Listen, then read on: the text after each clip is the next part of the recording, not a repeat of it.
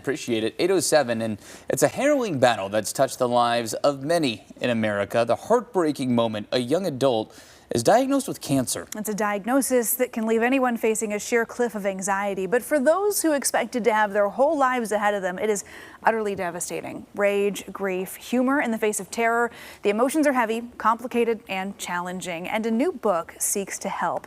Dr. Christina Pozo-Caterman is the author behind Coping with Cancer in Early Adulthood, offering guidance for patients in the 18 to 49-year-old category. She joins us live this morning to talk about how to navigate this unspeakable hardship. Doctor, good morning. Good morning. Thank you so much for having me here this morning. Well, thanks for appreciate being your time. You know, it's interesting. I got a pitch for your book not too long after oh man, this would be the second or third cancer diagnosis in my circles of friends, of people, you know, under the age of 45, under the age of 50, people that you would not necessarily suspect. We are seeing a rise in early onset cancer diagnoses among young adults. So what are we seeing in these kinds of situations where you have a diagnosis for someone at an age that you just might not ever expect to be hearing this news? Right. And I think that's the difficult part, right? Is that, as you just mentioned, we are seeing more and more people that are in these younger ages getting diagnosed, particularly with cancers that you wouldn't expect at this time in life. For example, you will get diagnosed in your 20s or 30s with breast cancer or colorectal cancer or lung cancer, even for non-smokers. So it is happening at a stage in life where it is totally unexpected. And so when you look around at your peers, nobody else is going through the same thing. So emotionally, it is a very isolating experience to go through because it is unexpected. It's a time in life when people tend to be very focused on developing who they are as a person, who they are in terms of their career, in terms of whether they want to be in a relationship or not, whether they want to have children or not.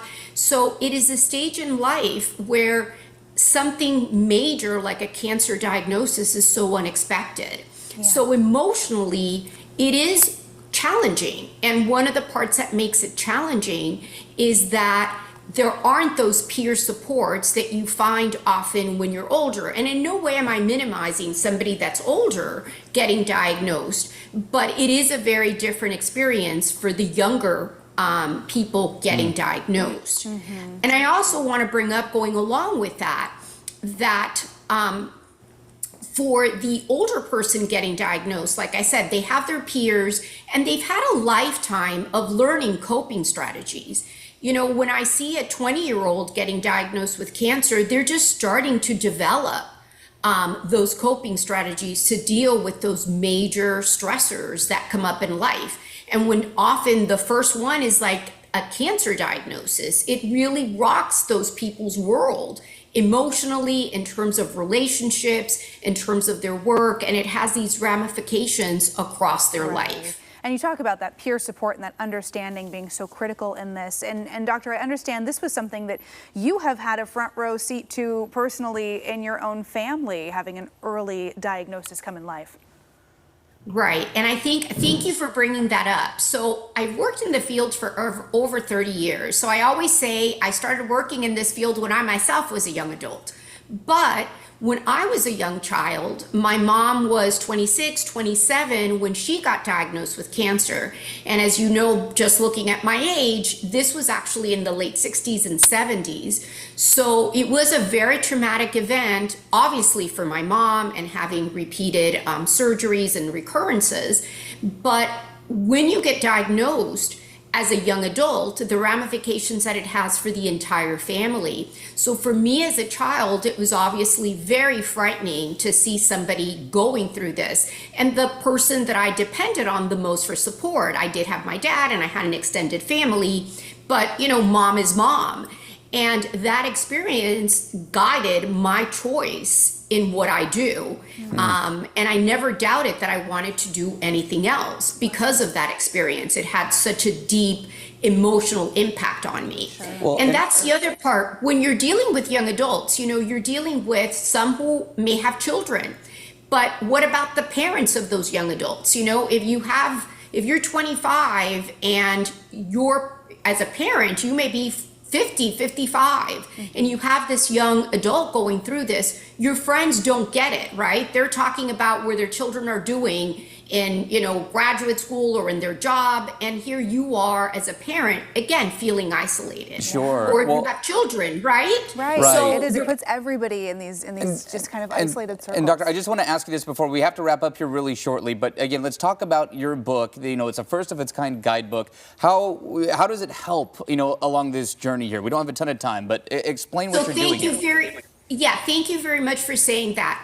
The book really gives you very concrete suggestions of what you can do. It connects you with resources, and it is written from a professional perspective, but it does have a lot of cases in terms of young adult voices throughout the book.